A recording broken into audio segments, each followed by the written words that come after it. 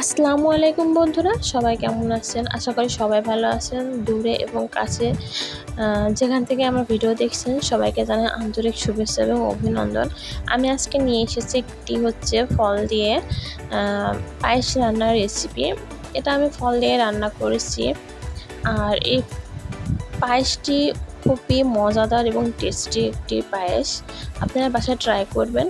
আমি পায়েসটি রান্না করার জন্য এখানে নিচ্ছি দুধ। আমি এখানে দুধ নিয়েছি, প্রায় 1.5 লিটার পরিমাণ দুধ নিয়েছি। খুব বেশি দুধ আমি এখানে নিইনি, অল্প যেহেতু রান্না করবো আপনারা আপনাদের পরিমাণ মতন দুধটা নিয়ে নেবেন। আর দিয়ে দিচ্ছি এলাচ আর লবঙ্গ। আপনারা চাইলে এখানে তেজপাতা আর দারচিনিটাও অ্যাড করে দিতে পারেন, আমি দিলাম না। এই যে বলক চলে এসেছে, এখন দুধটা ফুটতেছে।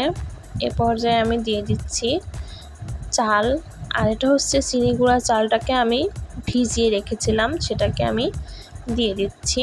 দিয়ে এটাকে আমি নাড়বো অনবরত, যেন নিচে লেগে না যায়। এটাকে নাড়তে হবে যাতে নিচে লেগে না যায়, কারণ লেগে গেলে তো ধরে যাবে। এখন দিয়ে দিচ্ছি 1 চিমটি লবণ। আমি লবণ দিই মিষ্টির সঙ্গে, অনেকে মিষ্টির সঙ্গে লবণটা পছন্দ করেন না, যার যেমন ভালো লাগে সে সেমনভাবে তৈরি করে নেবেন।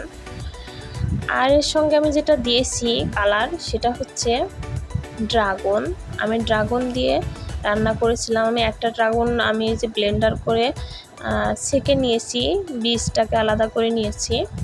আপনারা চাইলে 2টা ড্রাগন দিতে পারেন, এতে কালারটা খুব সুন্দর আসবে। পায়েসটা কিন্তু প্রায় হয়ে এসেছে। এ পর্যায়ে আমি ড্রাগনটাকে দিয়ে দিয়েছি। প্রায় 15 মিনিট আগে আমি ড্রাগনটাকে দিয়ে দেবো, নামানোর 15 মিনিট আগে ড্রাগনের রসটাকে আমি দিয়ে দিলাম। দিয়ে এবার আমি ভালো করে নেড়ে চেড়ে দিচ্ছি। এখানে 2টা ড্রাগন ব্যবহার করলে কালারটা সুন্দর আসবে। আমি একটা ব্যবহার করেছি, তাই একটু জ্বালানোর পরে কালারটা একটু ফ্যাকাশে হয়ে এসেছিল। তাই আমি বলবো আপনারা আরেকটা ড্রাগন ব্যবহার করবেন। আর ড্রাগনের এই পায়েসটা কিন্তু আসলেই টেস্টি এবং মজাদার। আমি নামিয়ে ফেলেছি।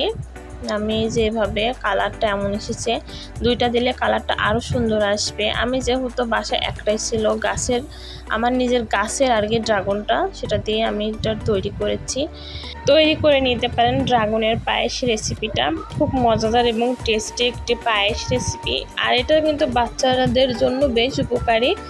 অনেক বাচ্চারা আছে ড্রাগন খেতে চায় না, এভাবে রান্না করে দিলে কিন্তু ড্রাগন ফলটা সবাই খাবে। আসসালামু আলাইকুম, ভালো থাকবেন। ভালো লাগলে আমার চ্যানেলটিকে সাবস্ক্রাইব করে